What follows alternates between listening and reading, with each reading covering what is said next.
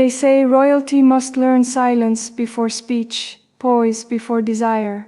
But in the quiet spaces of the palace, where no crown glints and no court watches, I dare to whisper your name like a prayer. An echo of kisses lingers on my lips, not of touch, but of longing, of dreams kissed by moonlight and hope. My words, like petals on a breeze, float into the corners of my room where once you stood in thought alone. I cannot trace the first time I felt you in my soul, as though your presence had always existed in my veins, in the murmurs of Spanish lullabies sung to me as a child. Even then I must have known you, somewhere in the way the sea danced beneath the cliffs of Mallorca, or how the wind tangled itself into my hair like fingers yet unmet. I speak to no one, but I think of you always. You, who cannot be mine publicly, are the private verse of my heart's anthem.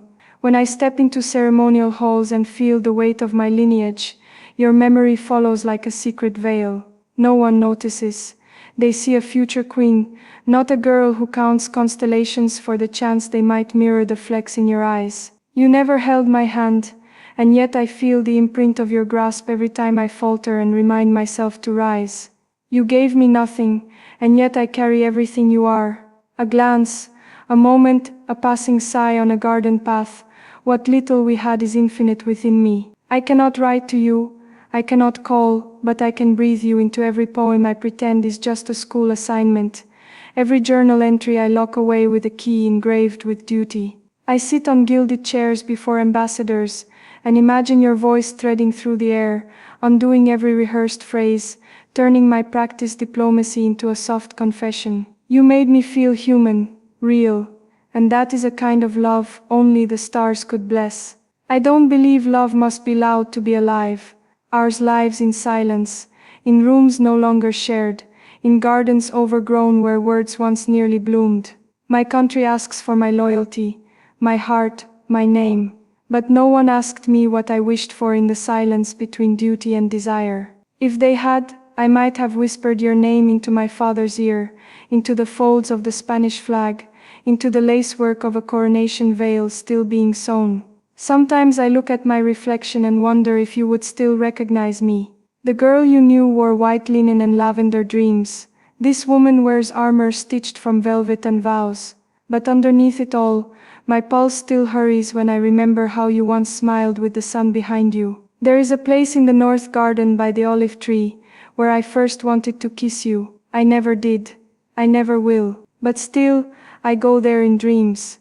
Time is cruel to girls with royal blood, for it teaches us to wait even when we want to run. I have learned patience, not by choice but by birthright. Every day I wake with your name tucked behind my lips like a secret I'm afraid to lose. It would be easy to forget you, they say, to let the past rest like an unopened letter, but I am not built for forgetting. I am a vessel for memory, for echo, for yearning dressed in silk. When I walk through the palace halls at dusk, I hear music no one else can. Your laughter echoing against the marble, the ghost of your step following mine just out of reach. I imagine what you would say if you saw me now. Would you think I've changed? Or would you still find the girl who cried quietly the night you left, who kissed her own hands pretending they were yours? I wonder if you feel the same pull in the air, a thread of longing that has no end, tied not to time but to truth. They dress me in royal blue, but I dream in the color of your eyes, soft, impossibly sincere, like the sea when it forgets its rage and remembers it was once a mirror to the sky. You once told me that I looked like the dawn, that I glowed not because of lineage, but because of light. I have held on to those words like sacred scripture, repeating them to myself in moments when I felt more symbol than soul. You made me feel unhidden, unveiled. In a world where everything is spectacle, you were the one who saw the quiet girl behind the golden frame. I sometimes wonder if our story would have flourished in another life, another kingdom where queens could choose poets instead of princes. But in this one I write sonnets for the wind, and hope it delivers them to wherever your heart now dwells. I would trade 1,000 titles for 1 hour of your laughter in my arms. But instead, I sit by candlelight and weave your memory into verses no one will read. If I could send a letter without fear, I would tell you everything, that I have never kissed anyone the way I imagined kissing you. that my heart has built cathedrals in your honor, sacred places I cannot tear down no matter how many suitors appear with promises I cannot keep. I would tell you that I still wake up with your name on my tongue, and I still trace your smile into the margins of policy notes. They teach us to write speeches, to address crowds, to rally hope, but no one teaches us how to speak when our voice trembles with memory, when the audience is only the ghost of someone loved and lost. You exist now in my silence, in the hush between national anthems and royal decrees. You were my secret rebellion, my escape, the single flame I dared to light in a world of duty-drenched shadows. There are times I think you were a dream too perfect, too gentle, but then I find the pressed violet you gave me in my diary, and I remember it all was real. There are traditions I must uphold, laws I cannot break, and futures already written with my name in gold. But none of them know the girl who danced barefoot in the rain just to feel close to you. You called me fearless, not knowing how scared I was every time I reached for you in thought, terrified that one day the memory would fade. But it hasn't, it's grown with me, around me like ivy on palace walls, beautiful and unshakable. I don't want your pity or your promise, I only want the knowing that for a moment, however brief, we lived in a world where I was not a princess, and you were not just a possibility. We were simply two souls, finding warmth in each other's light. You are not a story I've moved past, you are the story I carry like breath, like bone, like the tide that comes home even when the moon says no. If loving you is exile, then I go gladly, crowned not by diamonds but by truth. Even now as I prepare to take on more titles, more eyes, more history, I think of you as the only chapter I wrote myself, uncoached, unfiltered, unwatched. You are the part of me untouched by royalty, untamed by etiquette.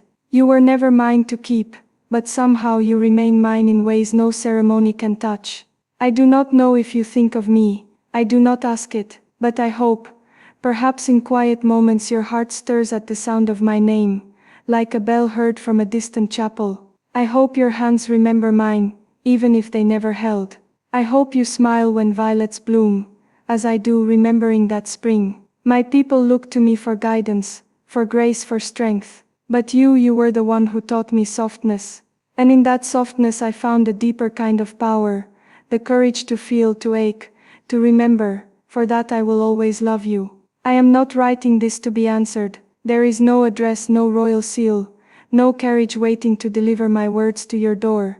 This is for me, for the part of me that still needs to say your name aloud without consequence, for the girl who watched you walk away and remained still out of duty, not desire. Sometimes I pretend you are here when I look out across the gardens, that you are sitting beneath the cypress tree, waiting for me with a book in your hand, and that quiet look of mischief you always wore.